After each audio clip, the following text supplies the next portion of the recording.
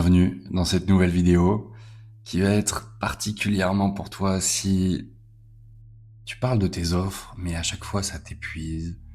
Si tu vois l'intérêt de vendre, t'as pris les formations, t'as pris les coachings, t'as pris tout ce qui va bien dans l'éventail de l'entrepreneur moderne, mais tu sens encore cette résistance à l'intérieur de toi. Et j'ai envie de t'en parler aujourd'hui parce que déjà c'est un truc que j'ai traversé et avec les années, en ayant accompagné beaucoup de personnes, j'ai remarqué des patterns, des cycles, en fait, dans la manière d'approcher la vente. Et j'en suis arrivé à créer un cycle qui je pense, est utile pour les entrepreneurs qui sont connectés à leur sensibilité, qui sont connectés à leur message, qui ont l'envie de transmettre, de faire les choses bien, d'accompagner leurs clients de la bonne manière, mais qui se restreignent encore un peu lorsqu'il est question de vendre. Et je me suis noté quelques points que j'ai envie d'aborder aujourd'hui avec toi. C'est que bien souvent, les entrepreneurs qu'on peut appeler conscients, éveillés, les entrepreneurs qui sont au contact de l'invisible, ils sont entrés en contact avec ce monde invisible, intangible, d'une manière qui parfois a été douloureuse, qui parfois les a fait grandir beaucoup plus vite que ce qu'ils auraient aimé grandir, ou plus vite que la plupart des enfants devraient grandir bien souvent. Et donc cet événement profond a amené un travail intérieur important, très jeune. Ce qui fait que peut-être qu'aujourd'hui tu lis entre les lignes, peut-être qu'aujourd'hui tu es alerte à tout ce qui se passe autour de toi, tu sais lire une pièce en trois coups d'œil et tu sais surtout déceler les intentions. Les intentions derrière des paroles, mais aussi derrière des non-dits, derrière des situations qui semblent anodines pour la plupart des gens, mais pas pour toi. Et donc, le fait que certains entrepreneurs, certaines personnes aient eu à grandir ultra rapidement, ça leur a fait peut-être prendre conscience aussi assez vite qu'elles avaient quelque chose en elles à partager. Et cette envie de transmettre, cet élan pour aider l'humanité, cet élan pour créer ce que j'appelle la nouvelle Terre, c'est ce qui les a poussés à lancer leur activité. Et bien souvent, tu as des personnes qui ont une activité déjà en place, qui tourne. De l'extérieur, tout va bien, et bien souvent c'est là aussi que se présente un autre piège qui est que, vu que de l'extérieur tout va bien, on se dit qu'à l'intérieur, on n'a pas le droit d'aller parfois mal, d'avoir des moments de doute, d'avoir ces moments un peu de down où t'es en mode, je suis satisfait de ce que j'ai fait jusqu'à maintenant, mais c'est plus moi en fait. Comment j'exprime la personne que je suis devenue à travers mon travail, à travers mes contenus, à travers tout ce que j'ai à apporter, tout ce que j'ai appris, tout ce que j'ai traversé. Comment j'aide ces personnes, comment j'injecte dans mon business tout ce que j'ai appris. Et leur entrée dans le business, j'ai noté que bien souvent, ils font une rencontre. Et cette rencontre, c'est le marketing de performance, les tunnels, les scripts de vente, les structures où il faut appuyer bien fort sur la douleur pour que la personne elle ait, je sais pas, un électrochoc, pour que la personne elle réalise qu'elle a un problème et que forcément elle vienne vers la personne qui appuie sur ce problème parce que derrière t'amènes la solution. Et donc cet univers très codifié, base de tunnels, de structures, d'optimisation, bien souvent ça crée une collision. Ça crée une collision entre leur monde intérieur, leur sensibilité, leur aspect profondément humain, et ce monde du marketing de performance où on va venir pousser, on va venir optimiser, on va être très dans une énergie masculine, alors que il y a aussi cette part féminine qui peut très bien s'illustrer dans le business, et je vais te dire comment juste après, et notamment dans la vente. Et donc il y a ce deux mondes qui rentrent en confrontation. Et forcément, lorsque tes codes de la vente, du marketing, du copywriting, de tout ce que tu veux, lorsque ces codes-là vont à contre-courant de la manière dont t'aimes accompagner les gens, de la manière dont tu aimes te mouvoir dans le temps et l'espace. Forcément, ça crée une dissonance à l'intérieur de l'esprit, de l'âme même, qui est en train de se dire, en fait, est-ce que si je veux vivre de mon activité, j'ai besoin de passer par là? Parce que, bon, à chaque fois que je le fais, je vois bien que ça prend, je vois bien que je vends, et forcément, j'ai besoin de vendre, parce que, l'argent est un élément de notre monde 3D aujourd'hui, et l'idée, c'est pas de dire que l'argent est bien ou l'argent est mal. L'idée, c'est juste de réaliser que l'argent, à la base, est neutre, et bien souvent, ce sont nos propres perceptions qui viennent à poser une certaine étiquette à l'argent. Et cette étiquette, lorsqu'elle passe à travers le prisme du marketing de performance, forcément, l'argent est vu comme quelque chose de mal, et donc, quand on est connecté à sa sensibilité comme toi, tu l'es, il y a une dissonance qui se crée. Je me suis noté ensuite que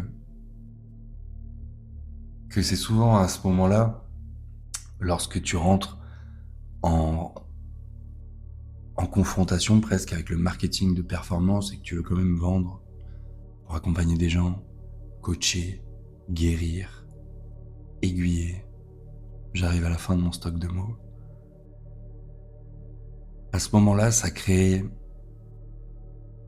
l'impression de jouer un rôle. Et je le sais parce que moi aussi, dans mon marketing, il y a une époque où j'aimais avoir ce rôle de l'expert. J'aimais, tu vois, avoir ce rôle de la personne qui sait tout, alors que factuellement, je sais pas tout, je sais peut-être 0,01% de ce qu'il y a à savoir. Et c'est ok parce que les personnes qui viennent me voir me demandent pas de connaître 100% des choses. Elles me demandent pas d'être un GPT ou d'être un Google. Et c'est la même chose pour toi.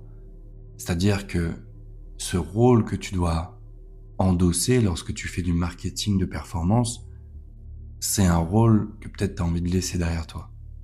Et c'est pour ça que j'ai envie de te parler maintenant du point suivant qui est le cadeau ou la malédiction, à voir comment tu le prends, qui est le don spirituel.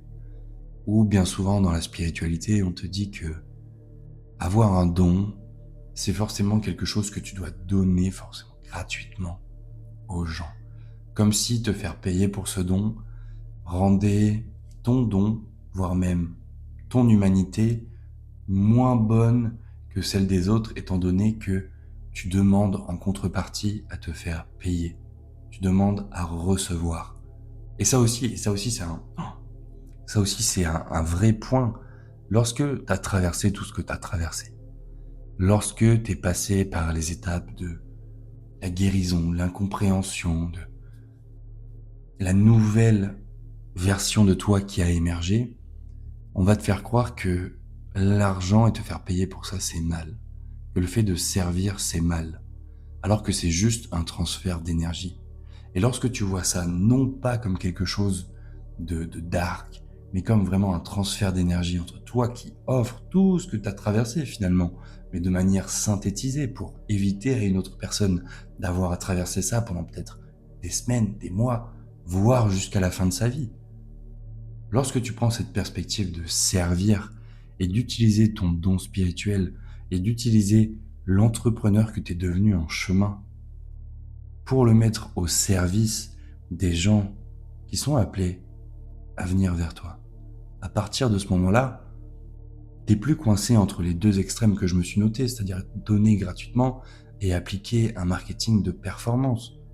Parce que ton marketing ne devient plus des scripts, ça devient plus de l'optimisation constante, des tunnels à gerber. Ton marketing, ça devient ton message, ça devient la manière dont tu sers les gens et dont tu communiques sur la manière dont tu sers les gens. Et la conséquence, c'est que vendre devient incontournable. Incontournable, non pas parce que tu as besoin d'argent pour faire tourner une entreprise et puis pour vivre et puis pour exister dans ce monde qui est, il faut le dire, basé sur l'argent, ce modèle capitaliste, et c'est ok. Mais à ce moment-là, lorsque vendre devient servir, c'est plus quelque chose de mauvais. C'est tellement incontournable que tu peux le faire tous les jours. Tu peux faire tous les jours de la même manière comme là, dans cette vidéo, je suis en train de te vendre ma vision des choses. Alors il n'y a pas d'argent engagé, il n'y a pas d'échange, si ce n'est peut-être le temps que tu accordes à cette vidéo. Et si tu trouves que ton temps est précieux, je t'invite à liker et même à mettre en commentaire ce que, si tu dois retenir un seul élément de cette vidéo, qu'est-ce que ce serait? J'en étais où? Ah, j'en étais là. Quand tu vois la vente comme juste le fait de servir et non plus rentrer en opposition avec le marketing de performance traditionnel, ça devient incontournable. Créer du contenu, ça devient naturel parce que tu cherches plus à persuader les gens, tu partages juste quelque chose qui est vrai pour toi dans tes tripes et qui va pouvoir résonner avec les gens qui vont lire, écouter, parcourir ton site, peu importe. Et c'est là aussi que l'impression de te travestir, elle disparaît. Elle disparaît parce que tu laisses de côté les rôles à jouer qui vont faire bien pour que les gens viennent vers toi et tout ça. Tu laisses de côté ces rôles-là et tu rentres dans... C'est toujours un nouveau rôle vu qu'on est des humains et on passe notre temps à jouer des rôles, peu importe les situations. Mais tu rentres dans ce rôle où tu es là pour servir. Ce rôle où créer n'est pas là pour te faire forcément gagner de l'argent, mais permettre aux gens de connecter avec ce que tu as à offrir, d'entrer dans ton univers. Chaque fois que tu crées un contenu, tu ne crées pas pour vendre forcément.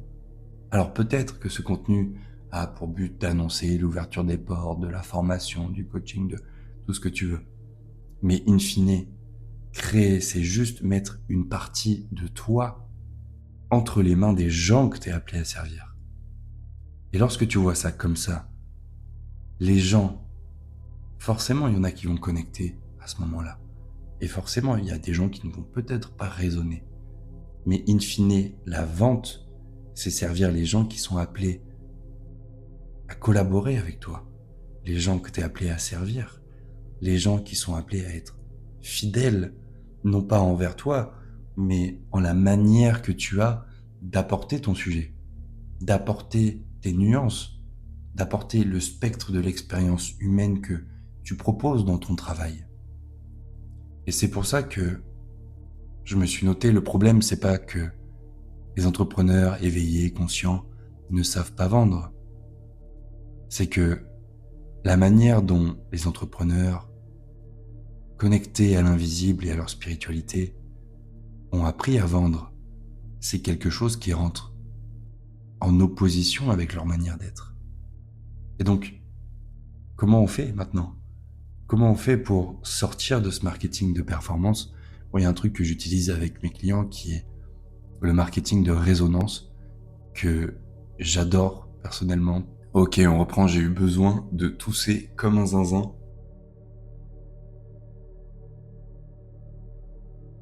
Je te disais que finalement le problème apparent des entrepreneurs connectés à l'invisible, à leur spiritualité, des entrepreneurs qu'on pourrait appeler éveillés, c'est pas qu'ils aiment pas vendre, c'est que la plupart des méthodes qu'on leur propose aujourd'hui rentrent en opposition avec leur manière d'être. Car quand tu dois jouer un rôle, quand tu as l'impression de trahir foncièrement au plus profond de ton être qui tu es, forcément il y a un truc qui va résister à l'intérieur de toi. Parce que ce que beaucoup d'entrepreneurs cherchent au fond, c'est pas une meilleure technique de vente ou une optimisation. Ce qu'ils cherchent au fond, c'est une manière de communiquer sur leur travail, sur leur message, sur leurs valeurs, avec leur propre voix, leur propre manière. Et c'est là que rentre en scène le marketing de résonance que j'utilise avec mes clients. Il y a plusieurs vidéos par-ci par-là que tu peux regarder. Mais si tu sens que ce que je t'ai partagé là résonne, et si tu sens que tu as déjà une offre, tu as déjà un produit, quelque chose à partager, un vrai message, un vrai why en toi pour l'humanité, je te laisse en description de cette vidéo ou de ce podcast un lien vers mon calendrier personnel où pendant 30 minutes, on prend le temps d'échanger ensemble pour voir là où t'en es aujourd'hui, là où ça bloque et comment tu peux débloquer ça. Si c'est pertinent, si tu sens que avancer ensemble, ça ferait sens pour toi, Je te poserai quelques questions. On verra ensemble si c'est le bon move et si déjà je suis la bonne personne pour t'apporter ce dont tu as vraiment besoin. Et on avancera comme ça. Je te laisse le lien en description et je te dis à la prochaine pour une nouvelle vidéo. Ciao ciao.